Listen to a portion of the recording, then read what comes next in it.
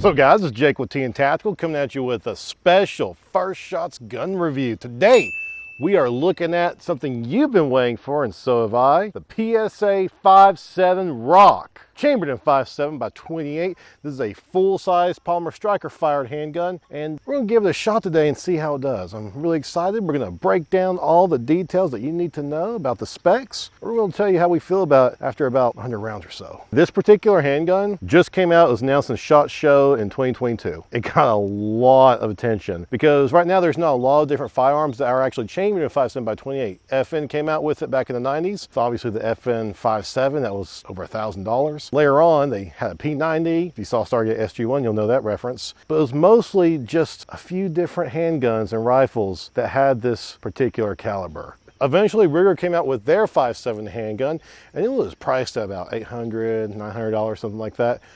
But now we have one from PSA that is at $499 for the base model, and then eventually they're going to come out with another version that has RMR cut, threaded barrel, and a few other things for $550. So I'm really excited to shoot this because I've never shot 5.7. You probably haven't shot 5.7 either if you're watching this video. So we're going to give it a shot and see how it does. To kind of give you a comparison of what a 5.7 by 28 round looks like, standard 9mm, a standard AR-15 caliber 223.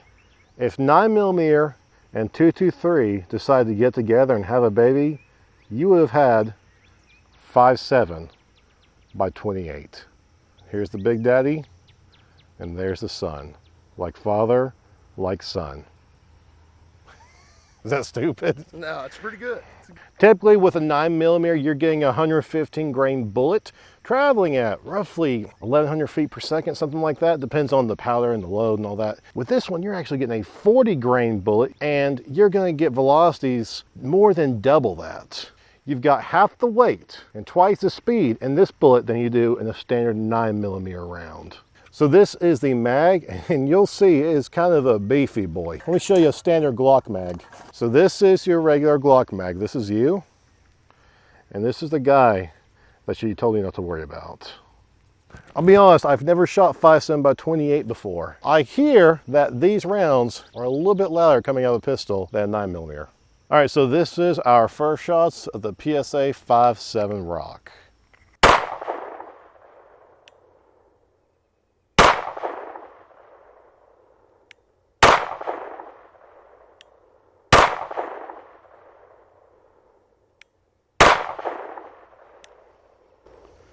Is it just me, or does that sound a little bit louder?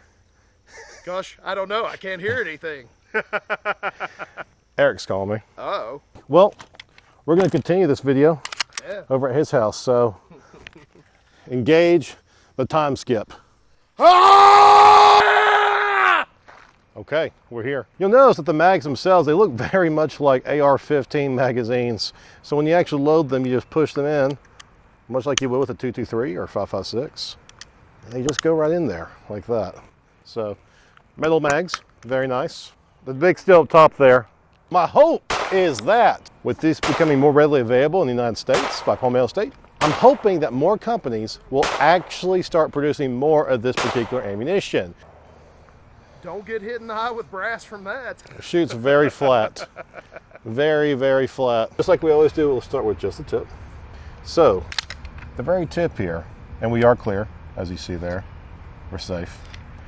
So with the base model, you do get a fluid barrel that's going to help with heat distribution, and that's going to obviously improve your accuracy. You do get a full Picatinny rail section down here. A lot of times Glock and other companies will just give you that one notch to put a light or laser, but they went ahead and just gave you a whole Picatinny rail section down there so that you can attach whatever attachments, lasers, lights, all that good stuff that you want. You do have regular standard Glock sights for the front and rear. It's 3-dot white Glock sights like you get out of the box.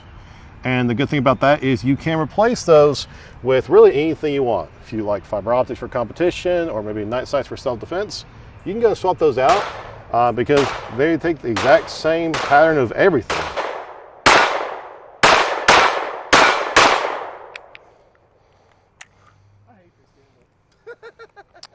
Had a failure to do something. Oh, a failure to thing. So, hold on.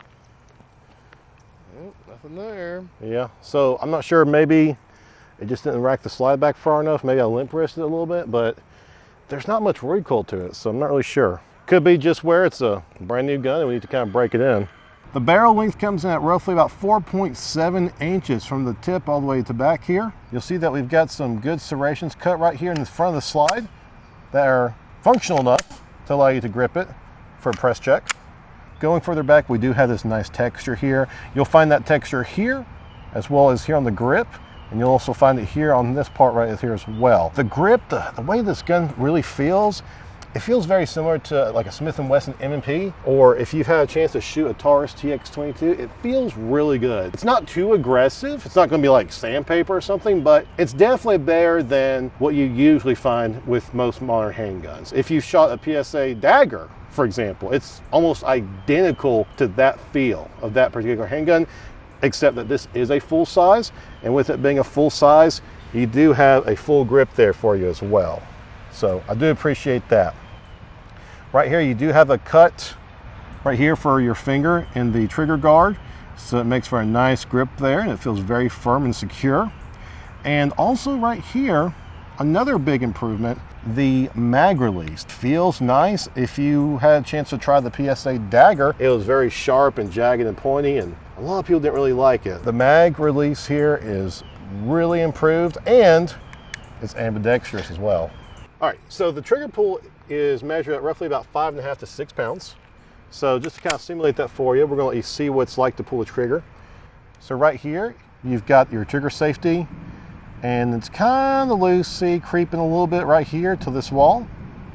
And right here, you feel the full 5.5 to 6 pounds right there. And then just a little follow through, and it snaps. Reset. So right there's a reset and pull. So very nice. Quick reset.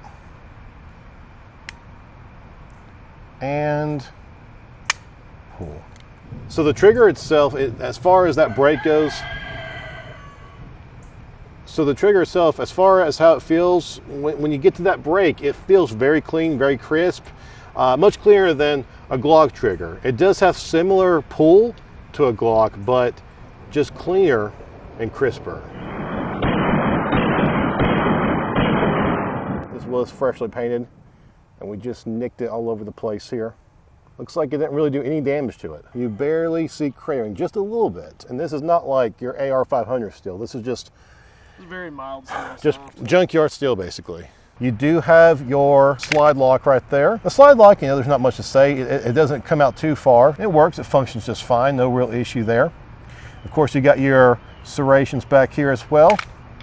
And again, they have the same level of cut as the ones in the front up here as well. Do you know what this reminds me of? What's that? A Lamborghini Countach, maybe like an 86 model, something like that. All these cuts and these nice angles and stuff. And this finish they have on the slide, I don't know what that is, but you may notice it looks flat from some angles and very glossy from others. It's actually quite nice. It's a very nice finish. It's got like a black nitride finish. It's not quite matte, but I mean, it feels really good. Now, as far as safety goes, you have a trigger safety here, and you also have inside an internal safety for the striker as well. But other than that, you don't have like a manual thumb safety, so really you are the safety. Like we said earlier, the mag is a beefy boy, and just holding it, it feels way too big and awkward. I don't know how they did it, but when you actually load it in, there is some kind of witchcraft or magic going on, because it just feels right. It doesn't feel too big like you'd expect. Giggity. And at 23+1, it is the largest capacity handgun 5.7 you're going to find right now. Remember, the FN 5.7 and the Ruger 5.7 are both 20 rounds, or 10 if you don't like freedom. Largest capacity you're going to find for 5.7. It disassembles just like a Glock. Just like a Glock. And you've got your, hold that for me. See that? I'm just curious to see it. Very similar to a Glock. Yeah. That's a little different. It's a little different. And look here, recoil spring. Pull the barrel out. Now check this out. One thing that's different, the barrel actually will tilt up. Doesn't do that. It goes straight back. It's a delayed blowback striker fired action, like that. Look at the thickness of that barrel Wild. compared to a Glock. It's because it's got such a high pressure, 2,200 feet per second coming out of that thing.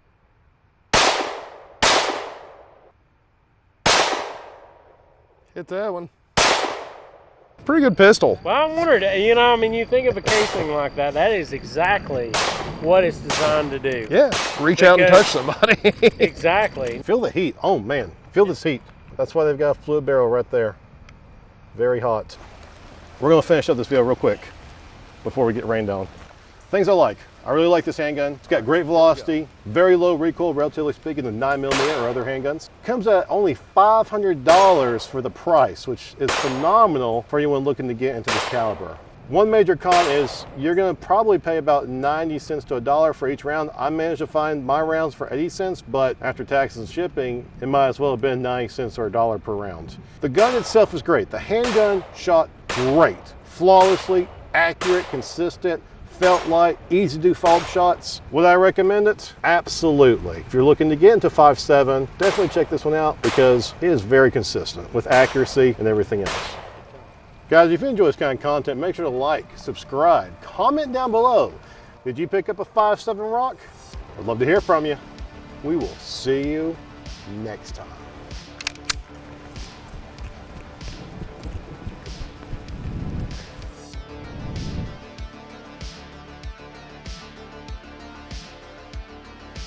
What are you doing right now?